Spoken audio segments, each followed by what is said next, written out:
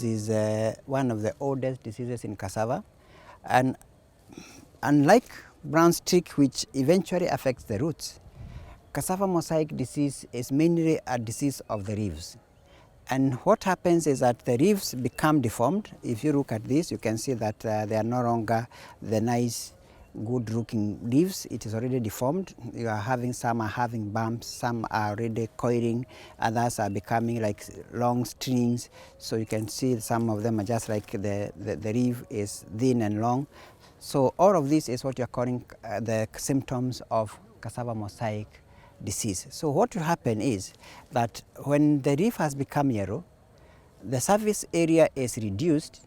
So the yellowing means that the chlorophyll, which is the factory of the plant, it can no longer be able to make the food. So that means that there is very little food that is being translocated into the roots, and we want those food to be translocated into the roots so that the roots can enlarge and become big, and because that is what we are looking for as food.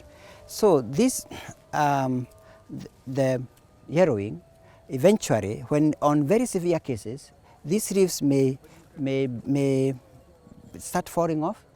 The plants may start to die back, and when some viruses are affected, we have what we call the candlestick. So you'll be only seeing that only some few leaves on top as it's going down.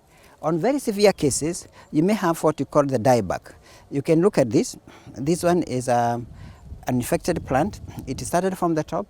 It started drying because of the disease was very severe, then starts going down, and eventually now a stem like this one, it becomes useless because you cannot even plant it, it cannot manufacture food, eventually becomes useless. And the loss in cassava mosaic disease is basically in the yield, the reduction in yield.